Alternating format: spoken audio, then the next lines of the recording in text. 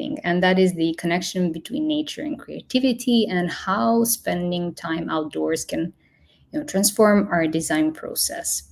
But before I introduce today's lovely guest, please tell us a little bit about yourself and tell us where you are tuning in from. I see we already have some early birds here. But yeah, while you take the time to say hi in the comments, just a small disclaimer, and that is that we will save the last 15 minutes of today's webinar for a Q&A.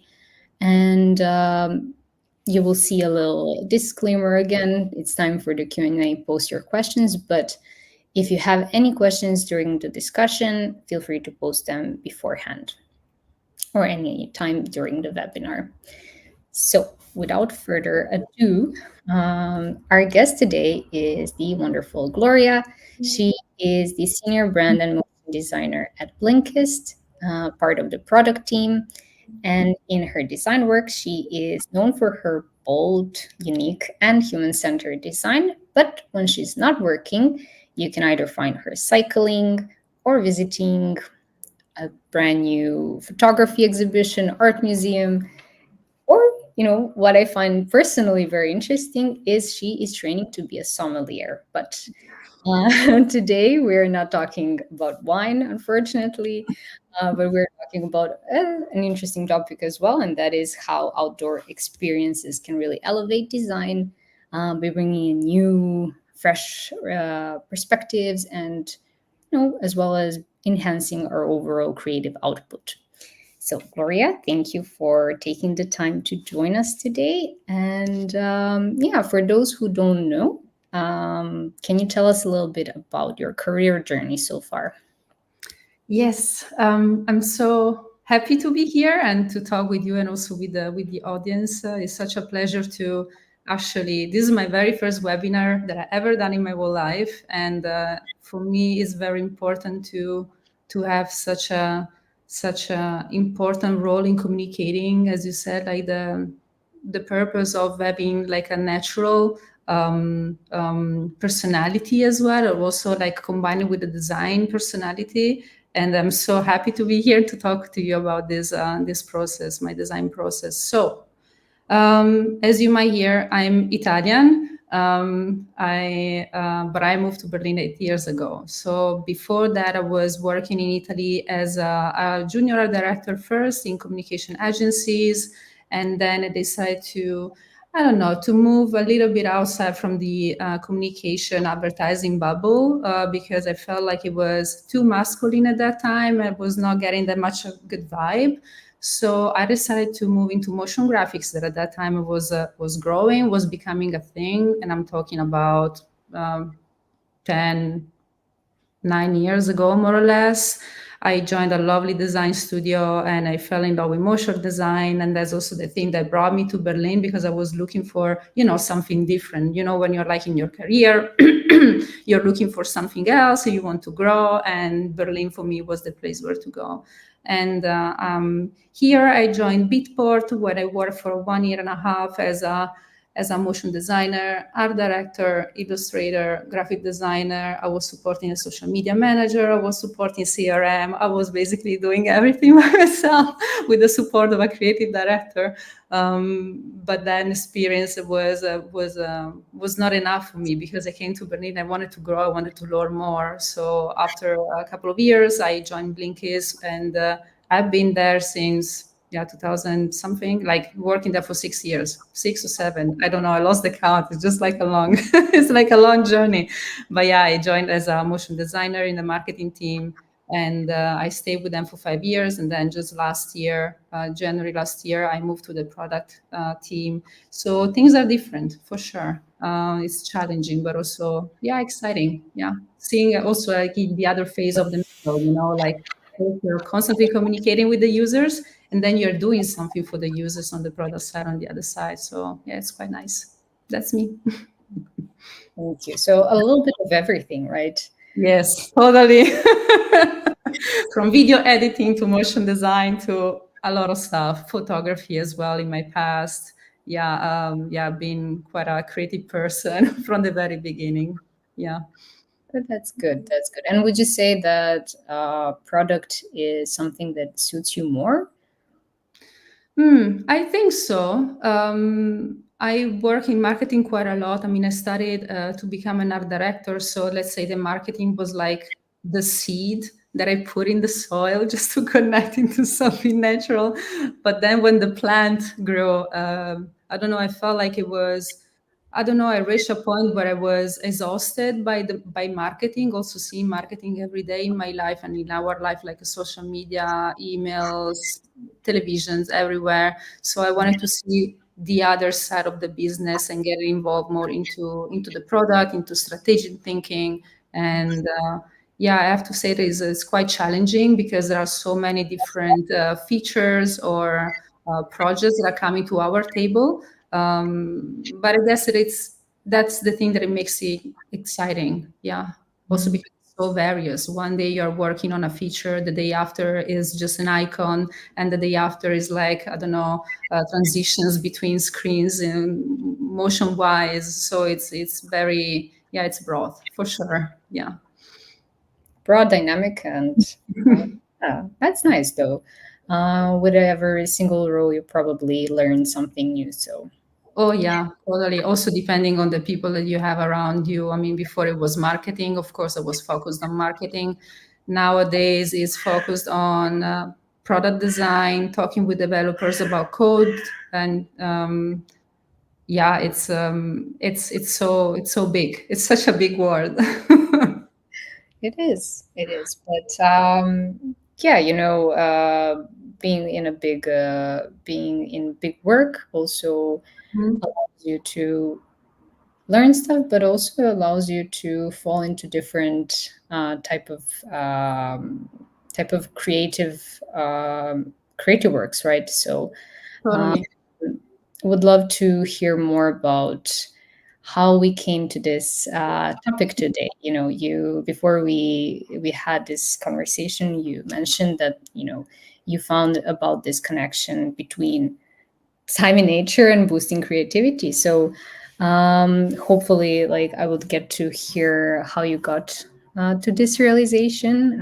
When was it? How did you discover it, and how did you discover it impacting your work? Hmm. Yeah, that actually happened when I moved to Berlin 8 years ago. Um, of course, I was new in the creative community and new in general in the city, and I was looking for more connections. I mean, I know a couple of people, but I wanted to, like connect with like the creative scene in Berlin. Um, the first thing that I did, of course, it was going to meet up and like trying to connect with them. But at the same time, I also wanted to explore more the city, explore more the environment because the environment was giving back to me so many positive vibes. And at that point, I discovered that going out in the parks, going out in green environments was making my life, I don't know, more refreshing and more, I don't know, I felt like I was truly myself. I was also because Berlin, is such a culturally is a colorful environment, and you can be whatever you want to be in the city. Thank God. But being connected to nature for me was also like the that sparkle, that key that made me realize that actually I had a value. I was not only a human being part of a society, but was also like a human being part of a world. Um, and yeah, I started to go out with friends, and they were talking about going out for a bike ride in the natural area around Berlin. I was like, I'm gonna follow you guys. And then the more I was going out, and the more I was learning more stuff, and the more I was disconnecting from the screen, from the phone, from social media, from the computer, from work, from the projects, I felt like I was coming back to work more relaxed, and also I was having more ideas. Yeah, I was finding like this time not only like a time where I was practicing a sport activity, but I was also connecting with people, and I was exploring places where I never been before, and all these places were green. I mean, were forests or natural reserva or lakes or rivers. It was just, yeah, mind blowing. And I keep on going and going and going. And yeah, nowadays, if I don't have my time spent in nature during the week, I can be very rusty on a Monday morning. Okay, yeah, makes sense. So it's not only about spending time in nature, but it's also being active and being with other people, right? Yeah, it's a combination of those things. Yeah, yeah, for sure. Yeah, I would never approach such a high cardio sport without the support of a strong community and strong friends that were actually willing to bring me out and explore the outdoors. Yeah. Okay, so one of the things you just mentioned is you would come back fresh with new ideas. Mhm. How would you say it has impacted your work in when it comes to design work itself? Yeah. The thing that I really like the most to do is bringing back this sense of how do you say, like taking back the slow rhythm of nature into my work and my process. I mean, we live in such an environment where everything has to be fast, super quick. You have 1 second to deliver. Doesn't happen every day, but most of the time is like this. Even like I'm not talking only about the work environment, but also like connections and making new friends. You're always like, I want everything super quick because we live in a world like this. And with nature, for me, is completely the opposite. Of course, nature is slow. I mean, the four seasons don't happen from one day to the other. I mean, it's so nice to go out and check how the colors of the leaves are turning into yellow right now. I mean, for me, this is like, it's not my favorite season, but it's one of the best seasons to go out and for a walk because you see different shapes, different colors, and of course, I bring back all these mindfulness into my work when I go back to my desk. So it's not only about checking outdoor how's it going in general, but also like calm down and like checking how is your state in nature. And this is very philosophical, but like having like a proper picture of yourself and like zooming out and like calming yourself down and reminding yourself that uh, this is part of the process. The process should be slower than what it is right now, and it's okay to take 1 hour more or 2 days more to come up with like the perfect design solution. And I also know that businesses know this. Also, in my company, we are pretty aware of this. Taking our time to explore and to research.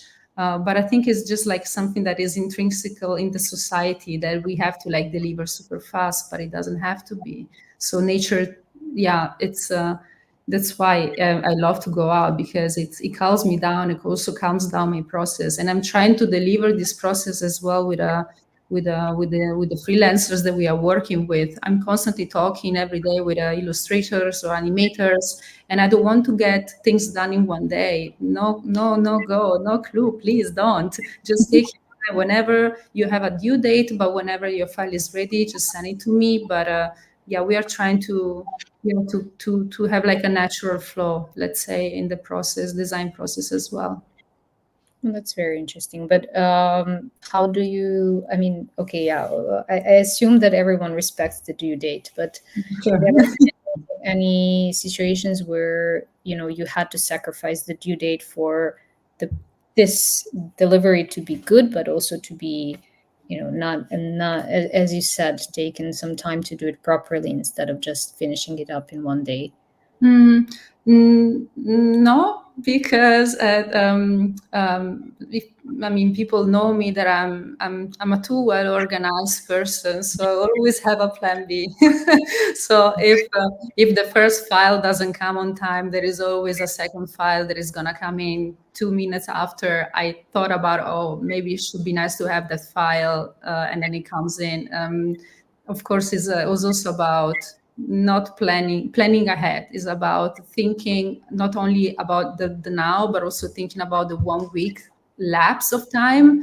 So whenever we send out some requests to animators or freelancers, we know that something could go wrong. They could also get sick. I could also get sick, and then of course the project is not delivered on time. But that's also part of the game. We are constantly supporting each other, but sometimes it's also is also the case when things are not going in that way, or maybe there is a vacation, and of course people in South America don't work because they have a vacation day. We maybe are not aware of that. Maybe we should, but at the same time we also know that our process is not like from one day to the other we want to have a delivered file. And also if you are messing up the delivery, it's totally fine. You can give it back to me the file even in within a week. It's okay. We have a plan B.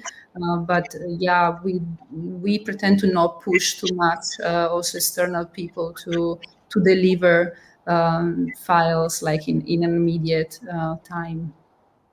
No, good. But that's good to have, if I took it correctly, we're going to be organized, we're going to have a plan B, but we're Yeah. going to, I guess with the whole approach that you are taking, people do feel like they have enough time to deliver on time. So, Yeah, they do. I mean, most of the time they come back to me before the due date and be like, hey, here's the file that you requested. I'm like, that's really nice. Thank you so much. It's lovely.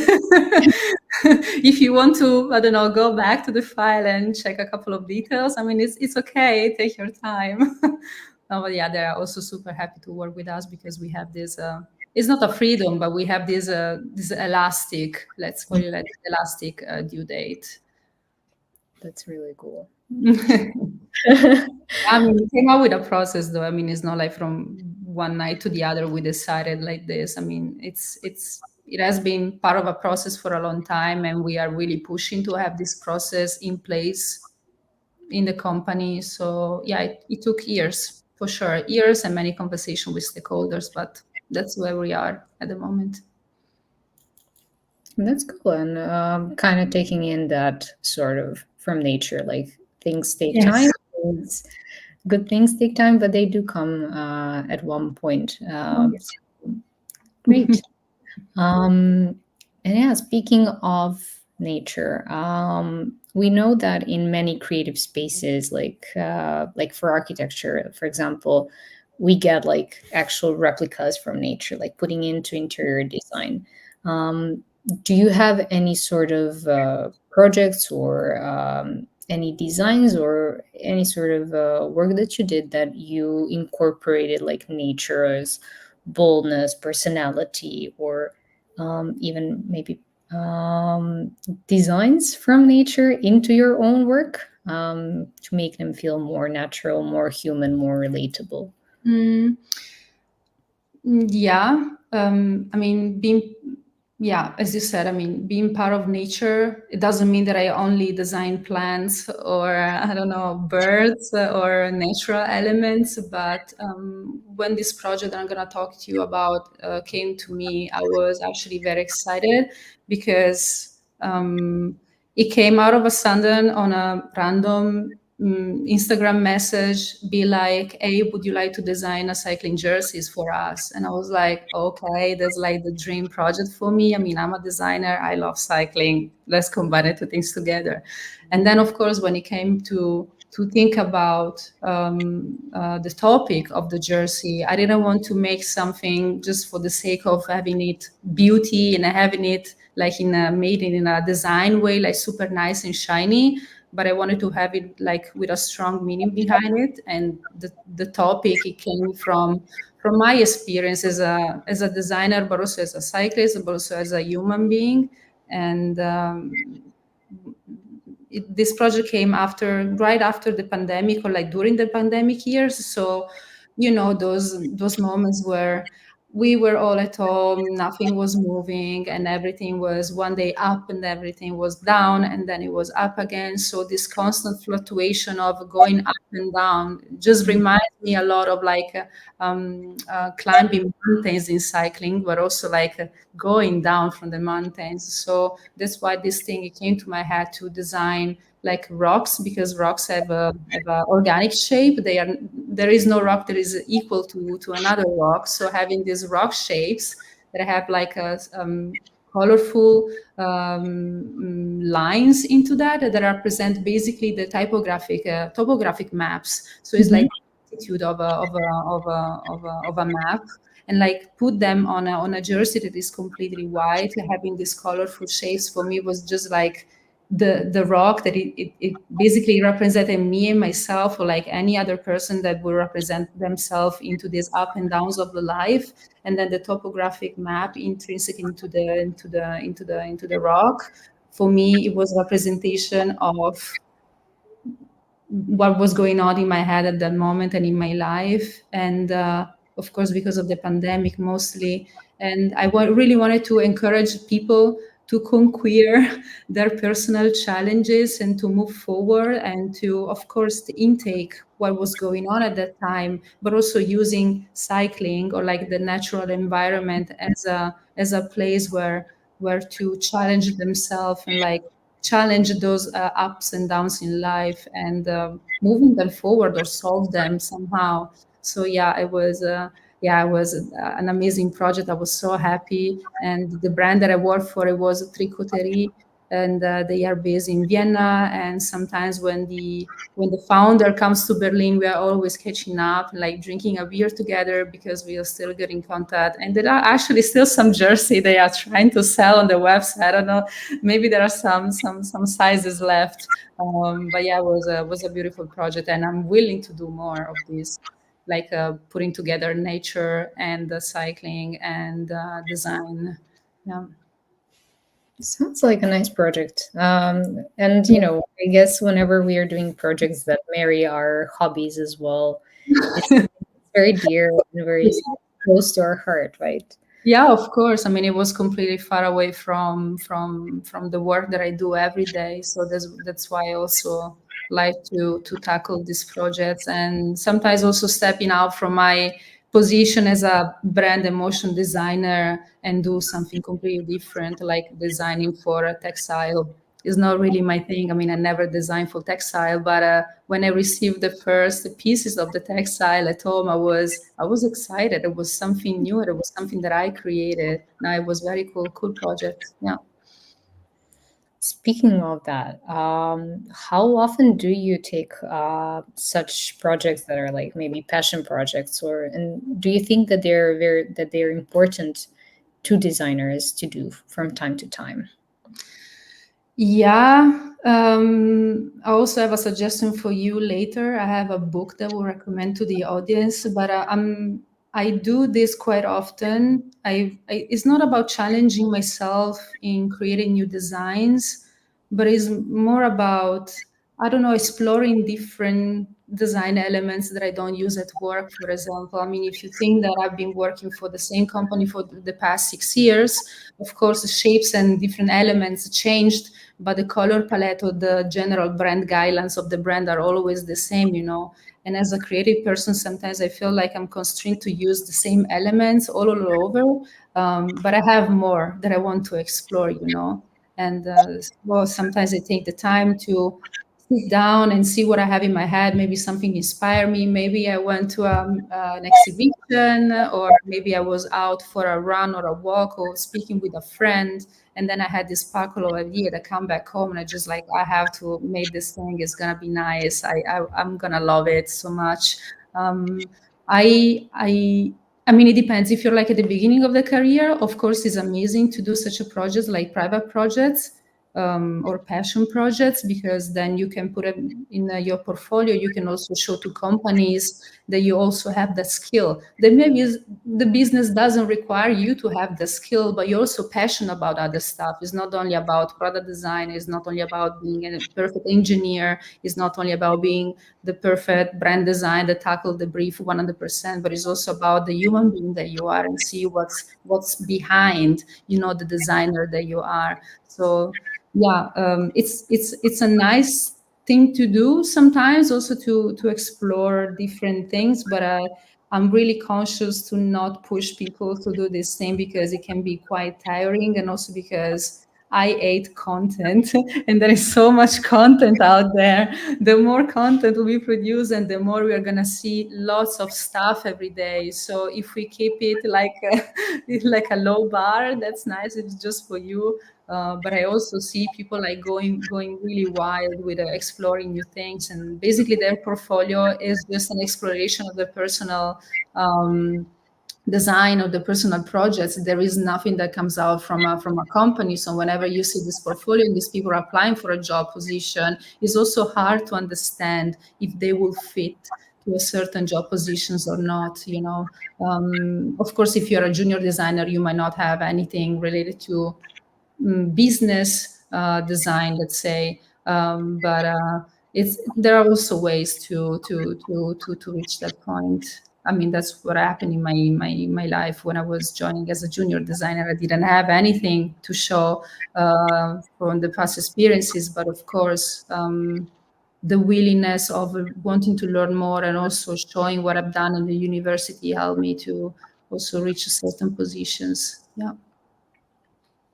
So for junior designers, I think that I agree with you. It's very hard to put something in your portfolio that's business oriented when you're never Yeah. really doing anything.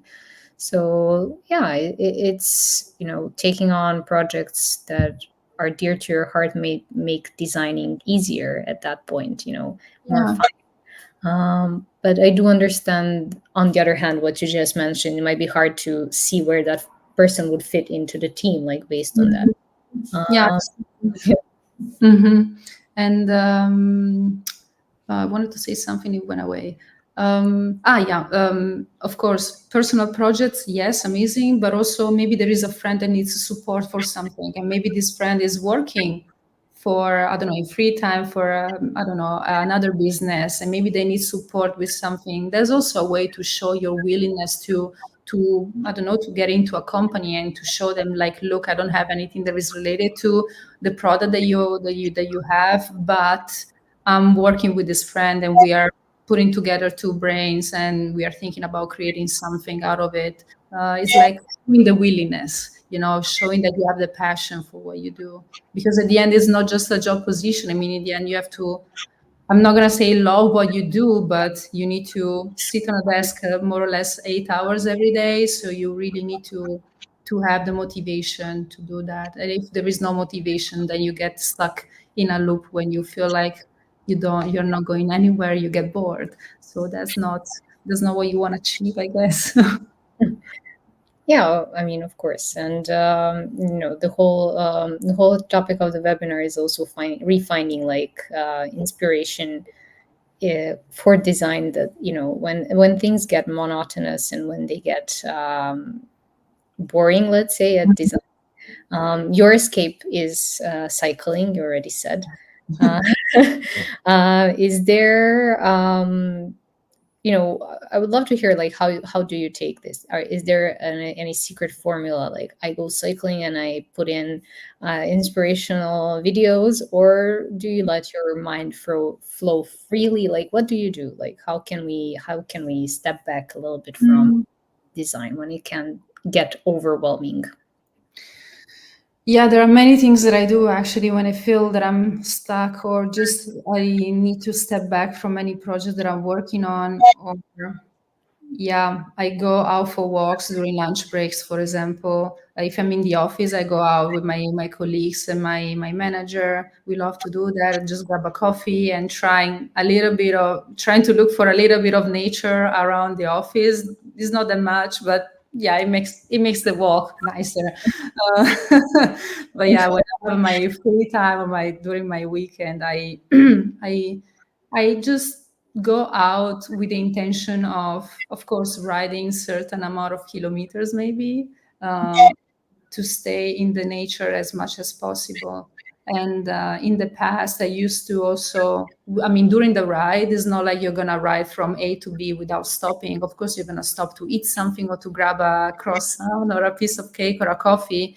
And sometimes during those times, I stop and I reflect and I take out my phone and I make some notes. And most of the time, when I go back home and I read those notes, I'm like, this me? Did I just make this note? I don't remember taking it. Or maybe it's like in a language that is completely different from my usual language. So when I go out in nature, I really I it's not like a change in personality, but yeah, I feel like another me is talking, and It's very important to go out and not think about anything. And then in those moments where you're just pedaling or just running or just listening to your favorite song, I don't have that much time to think about the projects, but a little side of my brain probably does that, because from time to time I get this like yeah, these clicks in my head, like, oh, I think I found the perfect design solution for that thing that we were talking about in the office the other day. So it's like something that goes on in the background, but I'm not really focusing on that. I mean, when I started cycling many years ago, for me, cycling was not called cycling, but for me were like moments of mindfulness, because I was just really going out. And for me, it was like a meditation practice, even though I don't do meditation, and I can't, because I have constantly, my hands are moving, maybe because I'm Italian, I don't know, but I have to do things. I can't stay still on a chair. But yeah, when I was going out, I mean, it's still happening. I just have like a completely empty head, and sometimes I get these clicks. But yeah, it's just wonderful to see how our minds are working in a natural environment, far away from the computer, far away from Pinterest, Behance, and Arena, and all those beautiful tools that are beautiful, but most of the time are also killing our creativity and our mind as a designers, because we are we are too much into looking for the perfect reference, and then we fall in love with those reference, and we don't want to abandon them. While maybe it's better to just to close the computer and go out, because the answers in the end are part of our life, our experience, the design experience as well. And the more time we spend far away from the computer, the better for us, and also for the solutions that we can come up with. So it's kind of a sense, you're gaining a sense of clarity while you're away from everything, right? Mm-hmm. Um, and is there, I know, like, a clear purpose is very important for you when it comes to design and when it comes to getting good results. Is there any project that in particular you found that when you tackled it with clear purpose and with clarity, that you got the results you wanted? Mm, I mean, basically, kind of everything. I have to say there is not a specific project, but more or less everything we do. I mean, probably this is something that I used to do way less when I was more of a junior designer. But nowadays, since I'm a senior designer, I mean, of course, you have to understand the purpose and the core message behind a project. And the first thing to do is like understanding the goal as well. I mean, if there is no goal and there is no purpose, your design solution doesn't go anywhere. It could be, as I said before, it could be the most beautiful private project that you can put on your portfolio, but it's not tackling any business goal. So it's really hard to not have any goal or any specific core message or purpose behind what you do as a designer. And the other thing that I try to do is find a good balance between being creative, but also create with intention, because you can explore all the things that you want, all the design shapes, and all the beautiful color palettes in the world. Look up on Pinterest; is full of those over there. But I think that if there is no intention in the creative asset, there is no purpose as well. Going back to the purpose, so if you don't know how to communicate with your audience, and if the audience doesn't understand how to communicate with that design object or that button or that cover of that book, there is no purpose of what you're doing. So I feel like yeah, being intentional in every design decision, it should be the key. Being intentional in every decision, yeah, it should be the key. That's a good takeaway. And off Well, how do you create that balance between purpose and like beautiful design? Mm, between what? Sorry. Before Between, like, hey, this is a really beautiful design, but this also solves a problem and people find it purposeful. Mm-hmm. Strike that balance. Um, yeah, well, you need to have like a clear direction to follow for sure. When we are working at Blinkist, I'm constantly collaborating with my manager, and she's the art director. And of course, we are constantly working every day, supporting each other and helping out each other. Um, and we are also like not the guardians of the guidelines, but pass me the term. But we are making sure that all the things that we create are also within the brand guidelines of the company, and also have the right tone of voice, the right the right way to communicate things. If there is no purpose, there is no right design. And as well, if you communicate something in a very bad way, the answers from the users are going to be very, very bad. One thing that we it's not that we like to do, but we are doing quite often recently is doing A/B tests. So when Mhm. we have something new that comes up, we don't go full gas on like, okay, this is going to be the thing. Probably we will have two or three different options, and then we're gonna send them out to a bunch of users and see what's the answers. Sometimes it's very surprising to see what people, let's say, like or not. Sometimes we get back some answer. We were like, oh, I was betting on the second one, but now it's the third one. Okay, let's go back to the studio. Let's work on it. But yeah, also checking what the users are understanding on what we produce, I think is also very important, because at the end, they are the clients. They are the ones that are buying the subscription. They are paying our bills as well. They are paying the company. But also, let's make sure that they understand what we do and we understand them as well. Nice. Nice. Okay. Thank you.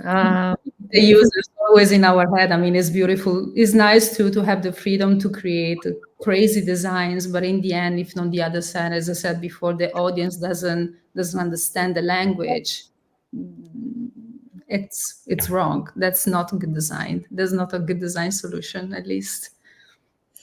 Well, yeah, of course. I guess that we do kind of get often in that mindset of how do I make this the prettiest and the best looking ever, but i- if the user doesn't really care about it, cares about the functionality maybe a little bit more, maybe that's where we should focus.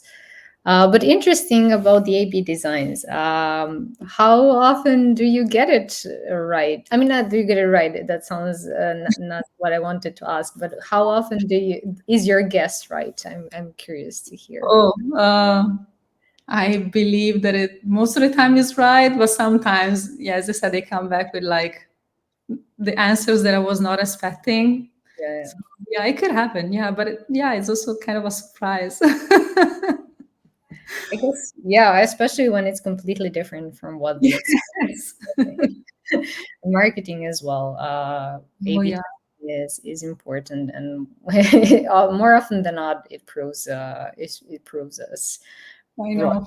Have that from the old days. Yes, I know. Just like changing one word is gonna change the whole ad. Yeah, exactly. But it only proves that no matter how much you think you know your customer, there is always something else to learn about them. So Yes. makes the whole thing a little bit better and more appreciative of the whole process, right? Yeah. Okay, and going back to our topic of mindfulness, of spending time in nature, as well as stepping away from screens. Do you have any tips for designers who want to do that but cannot simply find the time to do it? Yeah, I mean that's also a question that my friends are asking me, like, where do you find the time to go out and do all these explorations and these adventures? One thing that I want to make sure people will understand is that you have to go to nature, because nature doesn't come to you. I mean, the outdoors are just like right after like outside our door, but you really need to pass that border, and then you need to be willing to go out and do this thing and do the exploration by yourself, because nature will never come to you. For example, something that I will suggest to maybe, I don't know, for example, leaders, maybe someone that is in a leadership position. There are so many workshops that could be done outside, outdoor. I mean, of course, the season makes possible to do it. For example, last year at Blinkist, we did a wonderful experience. I think it was last year or 2 years ago. We visited a local garden with some other peers, and that was because at Blinkist we have 4 or 3, I don't remember, days per year that are called well-being days, where basically the company is closed, no one is working, and everyone is taking that day to take care of themselves. And last year they decided to have some people joining this garden, opening garden, and we were just there and helping out the team that is the owner of the garden, like, I don't know, cleaning up the plants, removing the dirty things around, the dead roots. And it was a beautiful experience also seeing other colleagues in a completely different environment. We were not talking about Asana task or, hey, send me a Slack, or like, can you hop on a call? But it was about supporting each other, like, hey, can you please? Yeah, of course. And of course there were new conversation popping up. Like, I discovered some parts of personalities of my colleagues that I never seen before. And yeah, I think it also creates like some sort of like a it's like a team building activity in the end, because you're doing something together with the team, and also it could support you like in a problem solving situation. I mean, if there is something that you don't know but you have to find out how to solve it, what are you gonna do? And I'm not talking about Asana task or but it's just like being like a completely different environment. You can actually see how also the teammates are what's their personality like outside of work. That's super nice. I love that activity. It was really beautiful. But for other people that are not leaders, I will say, like people like me, for example, I pretend to go out, maybe not every day, but most of the days during lunch break for just a quick walk. It doesn't have to be a 1,000-kilometer walk. I could also go around the corner and have a coffee, like in my favorite cafe, or maybe grab a sandwich at the market and go around for a 30 minutes walk, and then I come back that I feel like I did something for myself, and it's so refreshing instead of just staying at home and cooking and maybe eating in front of the computer because I don't know, the world is gonna end if I'm not staying on Slack active. There's also some other practice that I should stop doing, but that's also why I go out and have these walks. But also I enjoy to spend my learning budget, or like the budget that the company gives us to improve, to grow, into the activities that are not really part of our environment, but something that it could mix the two things, like connecting design and nature. For example, last year I attended this beautiful workshop in Tempelhof, and Tempelhof in Berlin is abandoned airport that now is used by people with I don't know, they go around with a bike, or they run, or they do picnics. There are also some barbecue areas. And over there was this workshop of painting the nature, being out in nature. And I mean, I'm not a painter, and I'm also pretty bad in designing on a piece of paper, to be honest with you. But it was just so beautiful to be out there and see also what other peoples were doing. And yeah, just like trying to find excuses, let's say, to be out more often in nature. Even a one-on-one call with your manager doesn't have to be in front of the computer. I mean, also with my manager, sometimes we go out, we sit on a bench and we talk. Why not? It could be the same stuff, same thing for you. Maybe you don't have to be in front of a screen. You can take your phone and go out and have a walk in the nature. Doesn't have to be, again, a 30 minutes walk. It could also be 15. Why not? But the other day I read something on a book that I will mention to you later, that says that to feel better in general in your life, you need to spend at least 5 hours per month in the nature. And I'm so sure that every one of us can spend just 5 hours. It's just 5 hours, it's not that much. Just like a couple of minutes here and there, if you go out for a walk or a run or spending a full weekend in nature, camping. There's also another activity that we like to do. Yeah, it's doable. It's really doable. Nice. So funny excuses like to run away into nature. Of What? course, worst comes first, but sometimes it's also nice to take this moment where you're like, you feel stuck, just to step away from the computer, close down all the tabs and all the Pinterest boards, and just like be peaceful and be in a mindset and also in an environment that calms you down. Nice. Okay, and we're soon almost out of time, believe it or not. But before we head into the Q&A, I have the one last question for you. You mentioned a few well, readings or cool things we can check out. So, do you have any learning materials that I you would do. suggest for those who want to, learn more about this? I do, I do. I mean, I'm so excited. I mean, of course, also because I work at Blinkist, is a reading app. So, of course, I'm going to show you books. So, the first one that I just got this week is actually super beautiful. I already read a lot of it. I mean, I love Florence Williams. Sorry, this book, it's in Italian, but it's called The Nature Fix: Why Nature Makes Us Happier, Healthier, and More Creative.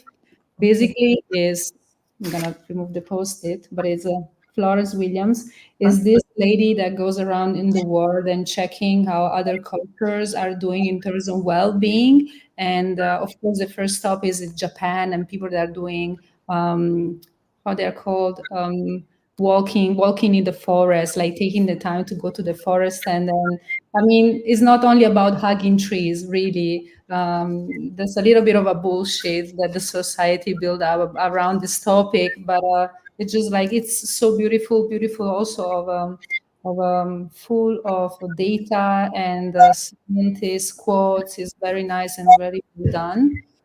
Then the second one that I have, it became a little bit of a masterpiece, but is the Creative Act, A Way of Being by Rick Rubin. I mean, I think I don't have to spend too much time on this book because I'm pretty sure that 99.99% of the crowd knows this book already. And then the last one, that is my Bible, is I Didn't Do the Thing Today, Letting Go of Productivity Guilt by Madeleine Dorr. This is the book. And Oh, I'm okay. suggesting it to all my friends. It's so good. It's really good. Basically, makes you understand why we should stop doing the things that we do and take more time for ourselves, or also just like stepping back from the computer, or like why you're doing certain things because it became a routine. Maybe you should stop thinking about this routine and rephrase your routine. It's just such a good book. It's not really about nature and creativity, but I think it goes on that way to like taking your time to do things instead of like rushing. Yeah, that was it. Had to point them down so I can send everyone these books. But yeah, that's good, and I like how we tie the whole thing together with I didn't do anything today. Yeah, that's a cycle. It closed. Very nice. Very nice. Well, thank you, Gloria. Just to let everyone know, now it's the time for the Q&A. We'll have it a little bit shorter today, I guess, but let's see if we have some questions already. Okay. This is a bit broad, but maybe we can stick to one piece of advice for someone looking to improve their skills in brand or motion design. Mm-hmm. Um, I think I've seen, I don't know how many tutorials online for motion. I mean, that's the best place where to go, to be honest. There's also how I started my career as a motion designer. I was part of the studio, but I was not really a motion designer. And they just told me, "You have a nice portfolio with some nice illustrations. Come over, let's see what you can do." And I learned the job there by doing. And of course, I also learned that as a motion designer, you will never learn the tool 100% because it's impossible. And every day there are like new plugins coming out and new updates. It's really impossible. But there is a beautiful community of motion designers out there that is supporting us and them themselves with a really well done tutorials. I mean, there are so many platforms. I mean, YouTube is the first one, of course.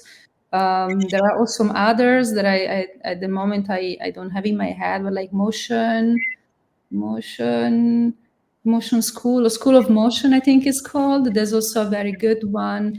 And in terms and for brand, I mean, this is something that we really like to do at Blinkist. Or we go to conferences to see what the other peoples are doing. I mean, it's not like we are gonna go back with like, oh, we have to copy this stuff because it was super cool. But just like seeing how people are tackling other problems or what's their process like is also super nice. Also watching people online. I mean, it's nice that there is a platform. They have so many videos that they are doing in London because they have like a monthly event where they are inviting creative people to talk about all their portfolio specific projects. And you can learn a lot about branding there as well because I mean there are so many talented people out there. It's just like it's just about watching a lot of content and also be in touch with the right people at a certain point if you want to know more. Okay, nice. Um, and let's say one more question before we end. So, from Sanju, as a senior brand and motion designer, how do you make your how you make sure for junior designers to follow business goals? Do you have any tips, maybe? I will say to this is something that I did in the past as well, is to follow. If you're a junior designer, I guess you have someone that is supporting you in your growth. So maybe making sure that you have your own goal in mind. And one of those goals should be also to be more strategic in the work that you do. Because most of the time, I mean, in my very past experience, the motion designer used to be just the person that was doing the job without creating like a huge impact in the work that I was doing, for example. But if you really want to go somewhere with your career, moving from a junior designer position to a mid or maybe one day to a senior, for me it's very important to understand how to get there. How can I explain this?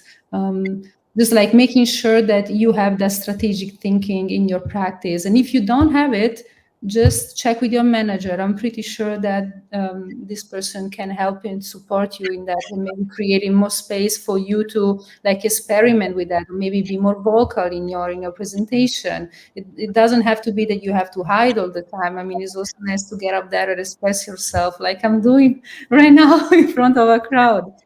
So yeah, it's like stepping out of your comfort zone and understanding also the bigger picture that you're just not part of like a small little team, but actually your team is impacting a full company and a bigger business. Yeah.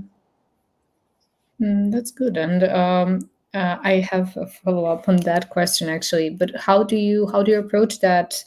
For example, if you said you work with freelancers, maybe you have a junior on your team as their mentor, as somebody who works with them. Do you sometimes push them in that direction? If so, how?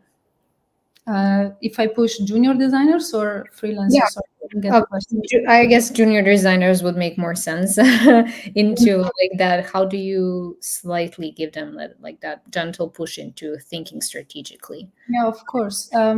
This is something very sensitive because not all the juniors or not all the designers or the people that I work with, they wanted to grow in their career. Um, but I think it's crucial also for them to grow as a people, because if you want to stay in the same positions for so many years, that's totally fine maybe for them, but at a certain point, I mean, the business is going to require also like a higher level of skill set. So at a certain point there must be this transition. It's very, very sad to say, but the society made these rules that we always have to grow and arrive to the maximum peak of the mountain. It's not for everyone, but if you don't want to go big, just go, but step by step and like slowly, taking it slowly. Yeah. Makes sense. Mhm. Well, I guess we don't have. Okay, we have one more question that we could cover, if we could cover very quickly, and then we will say our buys. But I'm also interested. Is there any recent project that challenged and excited you? And if so, why? Oh, that's something that I would love to talk about this with you, but I can't because it's actually a new feature that we are working on at Blinkist for quite a while, and it's not only about motion design, but it's about combining illustrators and working with the freelancers and animating little piece of elements. When you have like such a big feature, but it's composed by so many different little elements, and every element is super mega exciting. You want to animate all of them, but you're the only motion designer of the company, you can't. So but it's quite challenging, but at the same time it's so rewarding to see it going from Figma to After Effects and then finalizing to a Lottie file, and then being in the app and you actually can touch it and you can tap it and then it works. um, I bet that if you have Blinkist in your phone, you're gonna see it coming out pretty soon. Excited to see it as well. Well, okay. Well, that would be all for the questions for today. We unfortunately don't have any more time left. So, Gloria, I just wanted to thank you for taking the time to share these insights with us today. I personally had a great time hearing about it, and kind of inspired me to maybe tomorrow take my lunch break outside away from the computer. Thank you for the wonderful insights. Thank you for the reading list. I'm also very excited to check it out. We'll share with everyone who watched today as well. I would love to hear everyone's impressions if you guys do read the book. I'm sure Gloria would be happy as well. Oh, Um, yeah. for everyone who's watching us, thank you all for joining. I hope you'll learn something new today, and I hope that we will see you again in the next webinar. Thank you Thank so you, much. My pleasure to be here. Gloria.